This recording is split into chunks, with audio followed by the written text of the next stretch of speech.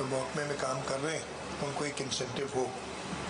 मैं एक बार फिर मुबारकबाद देता हूँ सिंध पुलिस को कि मेरा ख्याल है कि बाकी डिपार्टमेंट्स से ज़्यादा तेज़ डिजिटाइजेशन की तरफ जा रहे हैं और हमने उसके लिए फंडिंग भी बहुत दी है, चाहे वो S4 हो,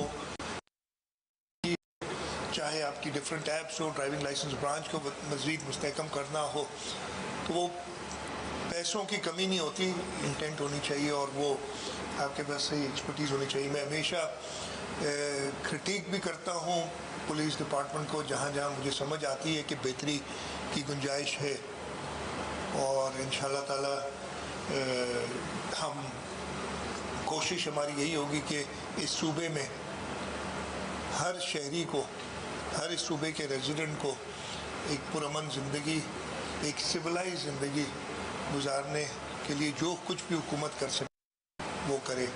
मैं इधर बैठे तो होम मिनिस्टर साहब, IG साहब को एक और भी मुबारकबाद दूंगा कि कच्चे के अंदर जो ऑपरेशंस हुए और उन ऑपरेशंस के इंटेंसिटी के बाद हमारे पास ये हुआ, तो ये पहले है लेकिन तकरीबन पहले ये आई थी बात कि जी वो सरेंडर करना चाहते हैं डाकू, और उसके लिए एक पॉलिसी बनाई गई। उस पॉलिसी को क्या काबीना से अप्रूव कराया गया और पिछले हफ्ते डाकुओं ने सरेंडर किया है।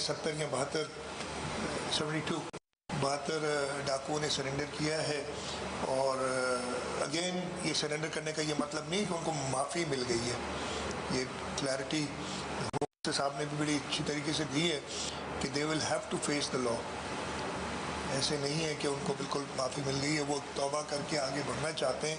कानून से जो उनको सज़ा मिलनी है वो उनको मिलेगी और उसके बाद एक कानून के दायरे में रहकर अगर वो ज़िंदगी गुजारना चाहें तो बिल्कुल उनको गुजारने की इजाज़त होगी।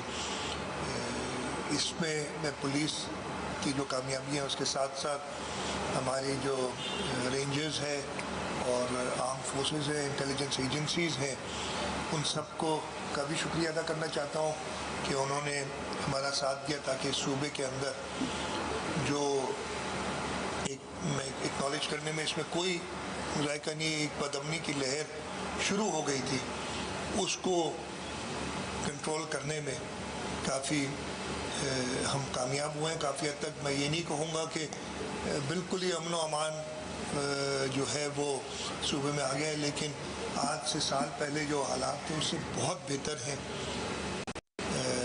लेकिन अभी बेहतरी की और गुंजाइश मौजूद है और इंशाअल्लाह ताला सिंध हुकूमत पूरी कोशिश करती रहेगी कि अपने लॉ इन्फोर्समेंट के साथ उनको प्रॉपर फैसिलिटेट करके हम ना सिर्फ अर्बन एरियाज़ में जो क्राइम है, रूरल एरियाज़ में जो क्राइम है, उन सब पे कंट्रोल करें। मैं शुक्रगुजार हूँ सिंध पुलिस का, होम डिपार्टमेंट का, मिनिस्टर साहब का कि इस तकरीब में मुझे उन्होंने दावत दी और इंशाअल्लाह ताला जो भी पुलिस की रिक्वायरमेंट्स होंगी, हम पिछले हफ्ते भी इस पर मेरे ख्याल सबसे ज़्यादा मीटिंग्स मेरी फाइनेंसिंग के हवाले से पुलिस के साथ, पिछले हफ्ते भी हमने एक मीटिंग की थी।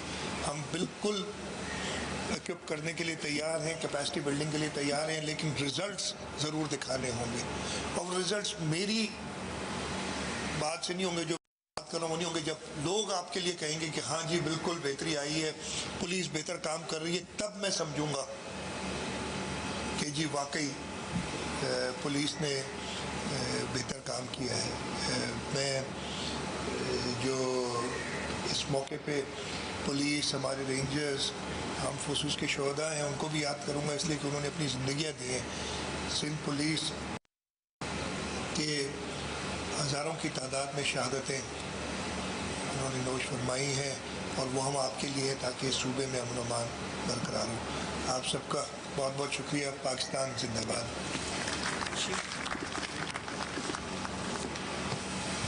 सिंध मुराद अली शाह कराची में तकरीब से खिताब कर रहे थे।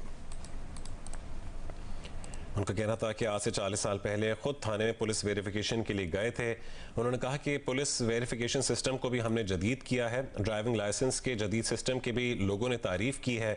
ई सिस्टम पूरे सूबे में फैलाएंगे। اور ان کا کہنا تھا کہ 1100 کیمرے لگائے گئے ہیں جن سے ٹریکنگ ہوگی. ای سسٹم سے شہر میں ٹریفک کا نظام بہتر ہوگا, لوگوں کی زندگیاں بچیں گی, اور اگر کسی کو پکڑتے ہیں تو اس سسٹم سے اس کی نشاندہی کرتے ہیں.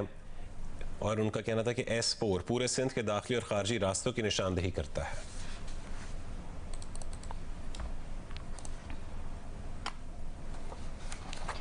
آزاد کشمیر سمیت